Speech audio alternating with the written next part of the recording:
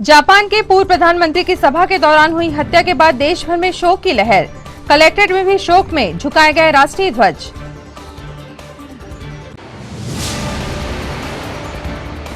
Film काली का विरोध जारी। मध्य प्रदेश संत पुजारी संघ द्वारा कलेक्ट्रेट पहुंचकर सौंपा गया ज्ञापन। एफआईआर की रखी गई मांग।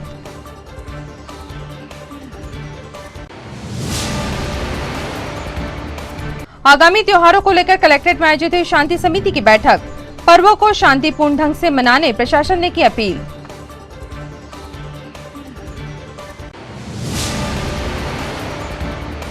और शहर के प्रमुख मार्गों से गुजरी बहुप्रतीक्षित जगन्नाथ रथ यात्रा।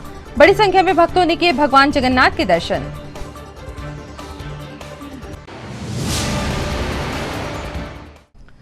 नमस्कार, स्वागत है आपका सिटी हलचल में। दिन भर की तमाम खबरें लिए आपके साथ मैं अदिति शुक्ला। शुरुआत करते हैं खबरों की। जापान के पूर्व प्रधानमंत्री की सभा के दौरान हुई हत्या के चलते विश्व सहित भारत में भी शोक की लहर है। भारत समेत कई देशों के लोग महान नेता को श्रद्धांजलि दे रहे हैं। शिंजो आबे भारत के अच्छे मित्र थे, जिसके चलते देश भर में उनकी मृत्यु के शोक में तिरंगे को झुकाया गया है। आगामी 12 जुलाई को उनका अंतिम संस्कार किया जाएगा।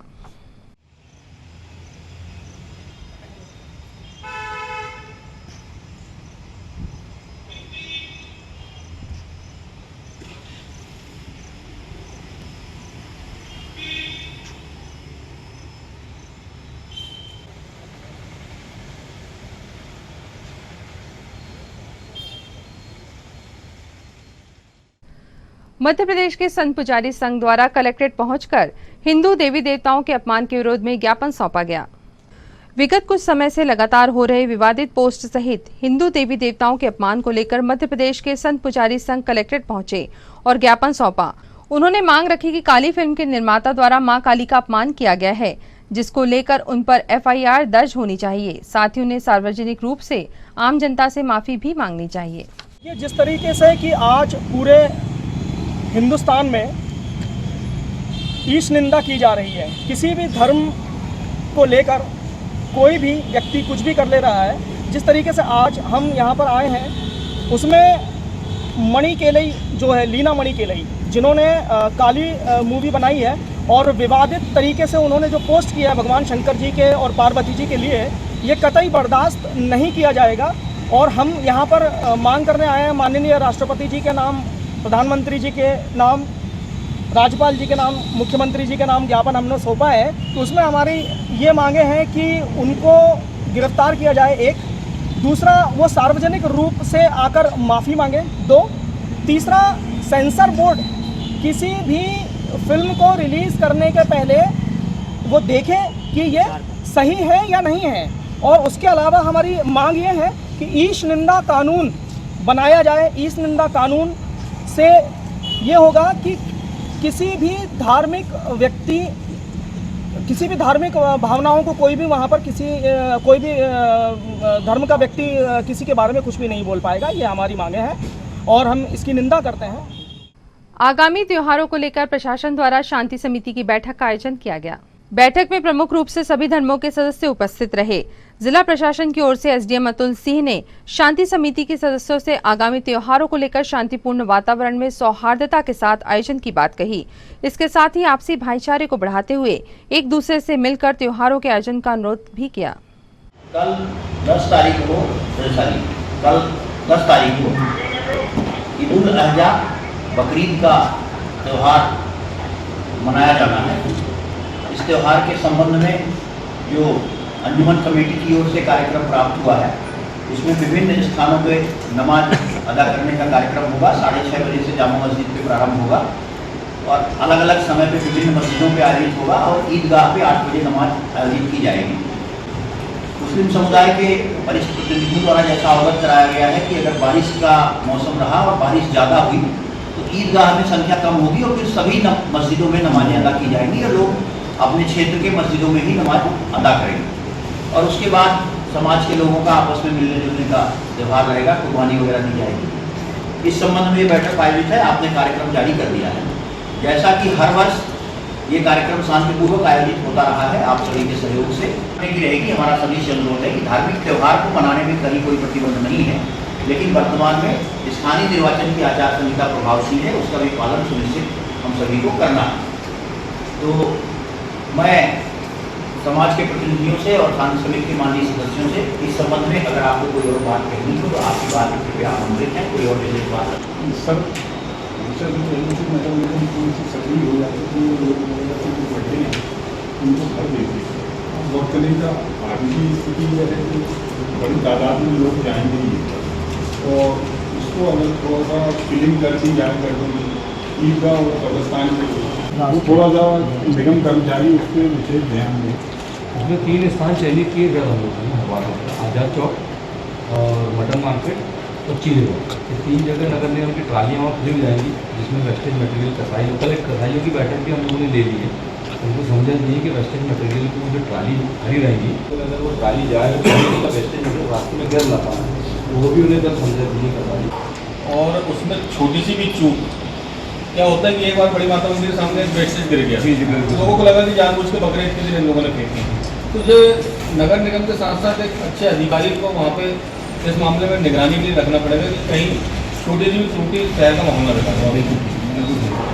पिछले बार भी एक कोई ऐसा तथ्य आया था कि कहीं ले जा रहे थे और फिर वहाँ ट्राली वाली किसी ने रोका और कोई किसी को संदेह हुआ कि किसी और बिल्कुल इस बात का हम ध्यान रखेंगे। कमिश्नर साहब को पूरा विषय नगर निगम का है, और अपने लोगों को भी बोलें कि वो ट्रैक्टर में ही डालें, अन्य जगह कहीं भी ना फेंकें। जो 3 स्थान आपने नियत किए हैं नगर निगम की ट्रालियाँ यहाँ लगाएं। ध्यान में रखें कमेटी के लोगों को भी कर दी उसका हमको दे दें। हम और अरविंद भाई ने बोले अधिकारी में कहा ऐसा अपॉइंट कर देते कि वो अधिकारी उसमें मतलब पूरे नगर निगम के स्वच्छता निरीक्षक को इस संबंध में बता दिया जाएगा कि वो तो वहाँ पर भी अगर जरूरत पड़ती तो अपन वहाँ भी पार्क कर देते हैं। और कोई व्यवस्था भी अगर आपको लगती हो या नजर में हो तो आप बता सकते हैं।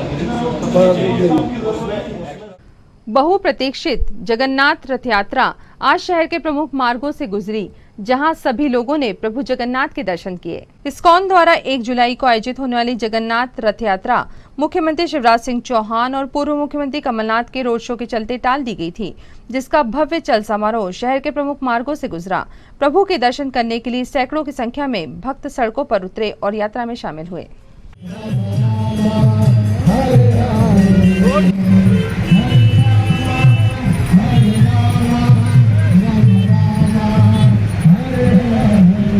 हरे राम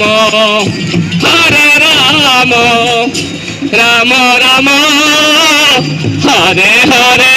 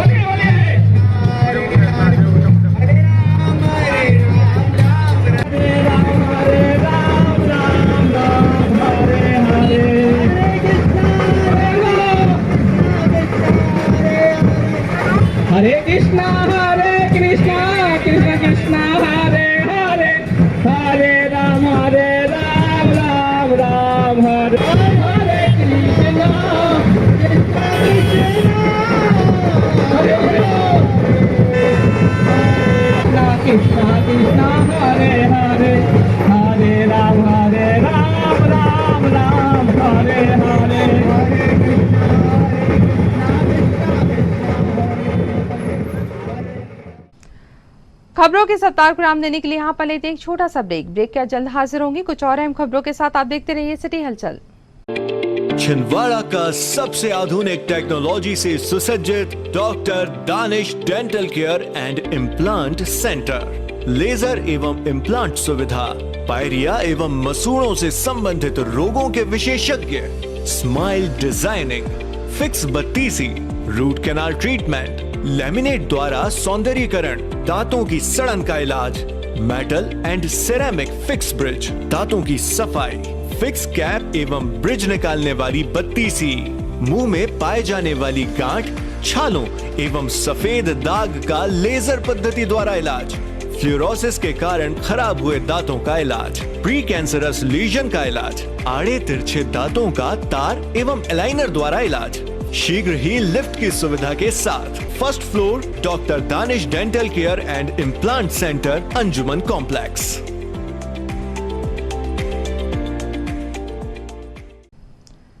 ब्रेक के बाद स्वागत है आपका सिटी हलचल में और आगे बढ़ते हैं खबरों में।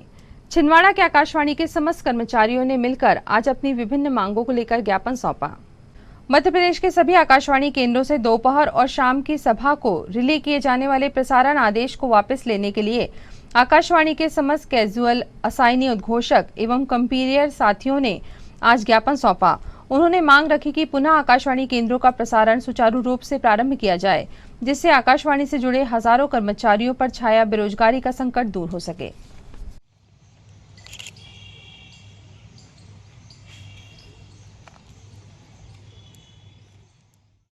हम लोग आकाशवाणी से जुड़े हुए लोग हैं, जिसमें उद्घोषक और कंपेयर्स लोग भी शामिल हैं, और आकाशवाणी छिंदवाड़ा पिछले 30 वर्षों से लगातार कार्यरत है। पर अभी कुछ समय से हमारी दूसरी सभा भी बंद हो चुकी है और अब कल से तीसरी सभा भी बंद होने वाली है। तो किसको ज्ञापन सौंपने जा रहे हैं? हम हमारे यहाँ जो केंद्र निदेशक हैं उन्हें ज्ञापन सौंपने वाले हैं। हम लोग विगत 30 वर्षों से आकाशवाणी छिंदवाड़ा में अपनी सेवाएं दे रहे हैं और एडीजी का ये मेल आया है कुछ दिन पहले, जिसमें कहा गया है कि हमारी तीसरी सभा भी बंद हो जाएगी। तीसरी सभा ऐसी बंद होगी कि उसमें विविध भारती सेवा और भोपाल के कुछ कार्यक्रम रिले होंगे, और जो यहाँ लोकल लोग थे, जो उद्घोषक थे या कंपेयर थे, तो उसमें भी किसान वाणी और युवाणी चलेगा और बाकी उद्घोषक जो रहेंगे वो बंद कर देंगे। तो इससे जो हमारी संस्कृति है, जो हमारे लोकल प्लेटफॉर्म के जो लोग हैं जो यहाँ पे आके अपना हुनर दिखाते थे, ये उसकी भी क्षति है। और जैसे कहते हैं कि हर 10 किलोमीटर पे अपनी भाषा बदलती है और संस्कृति बदलती है, और अगर ये ऐसे हर केंद्र बंद हो जाएंगे, या मध्य प्रदेश, छत्तीसगढ़ और गुजरात 3 प्रदेशों में ये तीसरी सभा बंद हो रही है, तो जो लोकल कलाकार हैं सबसे ज़्यादा उनकी क्षति है।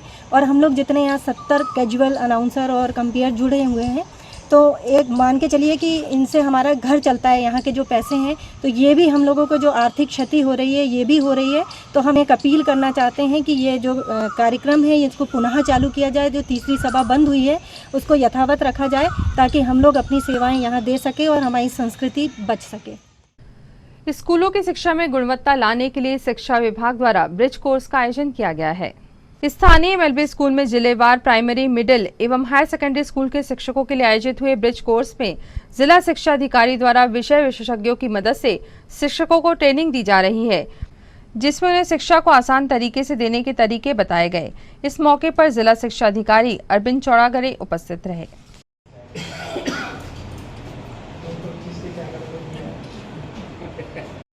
शादी होने वाली है, अब सूर्य का पर्याय और क्या, जब उसको रखकर देखते हैं।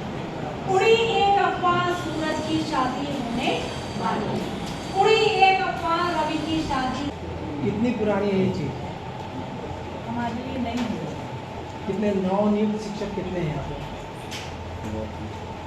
पूरे से ये बहुत पुरानी चीज है, आई थिंक 10 साल पुरानी, 12-13 से ये ब्रिज कोर्स का जो, और हाँ आपका एचआर तो ये काम करेगा। तो जब गवर्नमेंट आपके इतनी लीनियंट है आपको करनी, तो आपको भी स्कूलों में अपने टाइम से पहुंचना चाहिए। आज यहाँ एमएलबी हायर सेकेंडरी स्कूल में ब्रिज कोर्स की ट्रेनिंग के लिए शिक्षकों का आहूत किया गया है। सभी हाई स्कूल, हायर सेकेंडरी के जितने भी शिक्षक हैं हिंदी विषय के, वो सभी बच्चे आज यहाँ पर ब्रिज कोर्स के माध्यम से ट्रेनिंग ले रहे हैं। ब्रिज कोर्स के माध्यम से हम कक्षाएं जो चला रहे हैं उसमें वो बच्चे जो कमज़ोर हैं उनका बेसलाइन टेस्ट दिया जाता है। बेसलाइन टेस्ट के आधार पर बच्चों को बाइफरकेट किया जाता है कि उनका स्तर किस लेवल का है, और फिर उनको बाइफरकेट करने के बाद टीचर्स उनको उस लेवल की पढ़ाई करा के एक मिनिमम लर्निंग लेवल तक के लेके आते हैं, जैसे कि ये 8वीं से उत्तीर्ण हुए वो बच्चे जो कमज़ोर हैं वो कक्षा 9वीं के स्तर के आ पाएँ, और फिर हम आगे कक्षा 9वीं का जो कोर्स रहता है उसको पढ़ाना स्टार्ट करते हैं। तो कुल मिला के ब्रिज कोर्स के माध्यम से हम उन कमज़ोर बच्चों को एक लेवल तक के पहुँचाने का प्रयास करते हैं। गजानन गुणगान मंडल द्वारा प्रतिवर्षानुसार इस वर्ष भी आषाढ़ी एकादशी के अवसर पर डिंडी यात्रा निकाली जाएगी। 10 जुलाई को आयोजित होने वाली यात्रा शहर के विभिन्न मार्गों से होकर गुजरेगी। यात्रा का एकत्रीकरण विवेकानंद कॉलोनी से स्वामी गजानन मंदिर में होगा, जिसके बाद शहर के प्रमुख मार्गों से गुजरकर समापन भी विवेकानंद स्थित मंदिर में ही होगा। कार्यक्रम में समिति सदस्यों द्वारा जिले वासियों से उपस्थिति का अनुरोध किया गया है।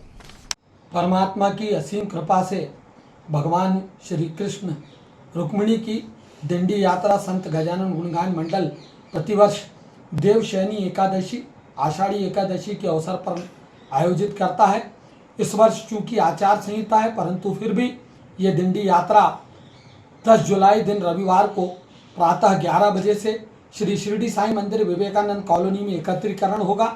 दोपहर 12 बजे साईं मंदिर में भव्य और दिव्य महाआरती होगी। इसके उपरांत फराळ इत्यादि करके ये डिंडी यात्रा संत गजानन गुणगान मंडल के नेतृत्व में विवेकानंद कॉलोनी के विभिन्न मार्गों से होती हुई शिव गजानन मंदिर विवेकानंद कॉलोनी पहुंचेगी।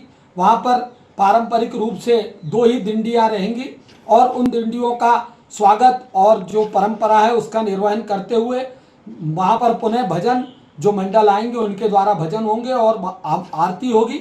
आरती के पश्चात महाप्रसाद वितरण होगा। चूँकि हमारा ये कार्यक्रम इस वर्ष सांकेतिक है, आचार संहिता में चौराहों से या हाईवे से डिंडियाँ निकालने की अनुमति नहीं है, इसलिए सभी भक्त समुदाय से अनुरोध है कि सीधे साईं मंदिर पहुँचे। मातृ शक्ति से जो हमारे युवा शक्ति है उनसे, भजन मंडलों से, जो हमारे विभिन्न रामायण मंडल हैं उन सब से, और जो डिंडी निकालने वाले सभी सामाजिक संगठन हैं उन सभी से अनुरोध है कि सीधे साईं मंदिर में कल 11 बजे पहुँचे। जय गजानन, जय श्री कृष्ण। शहर की सबसे बड़ी पानी की टंकी और शहरवासियों की प्यास बुझाने वाली दीनदयाल स्थित पानी की टंकी का आज रंग रोगन किया गया। स्थानीय दीनदयाल पार्क स्थित बरसों पुरानी पानी की टंकी का आज रंग रोगन किया गया, जिससे बरसों पुरानी यह पानी की टंकी आकर्षण का केंद्र बनी। बरसों से आम जनों की प्यास बुझाते आ रही पानी की टंकी को अब निगम द्वारा सहेजने का कार्य किया जा रहा है।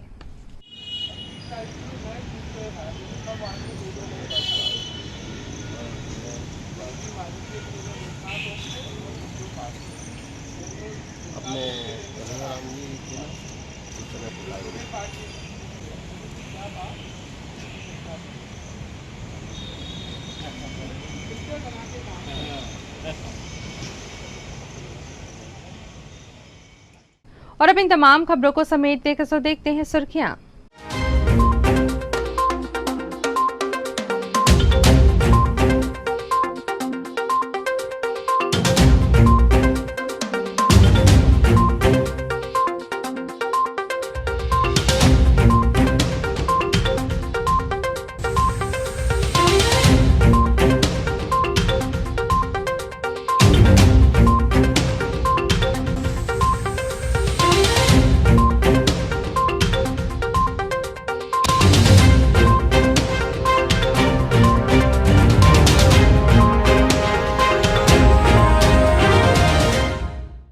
अंत में एक बार फिर देखते हैं आज की हेडलाइंस को।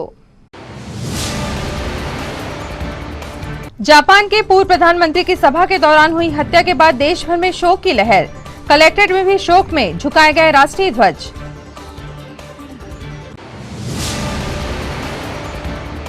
फिल्म काली का विरोध जारी। मध्य प्रदेश संत पुजारी संघ द्वारा कलेक्ट्रेट पहुंचकर सौंपा गया ज्ञापन। एफआईआर की रखी गई मांग।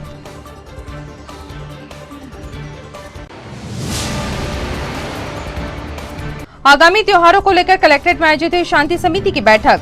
पर्वों को शांतिपूर्ण ढंग से मनाने प्रशासन ने की अपील।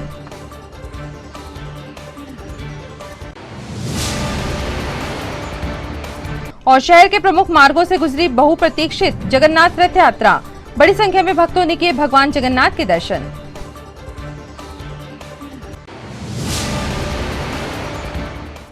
इस बुलेटिन में खबरों का सफरनामा फिलहाल यहीं तक था। आप जुड़ी खबरों के साथ फिर होगी आपसे मुलाकात। तब तक दीजिए अनुमति। नमस्कार।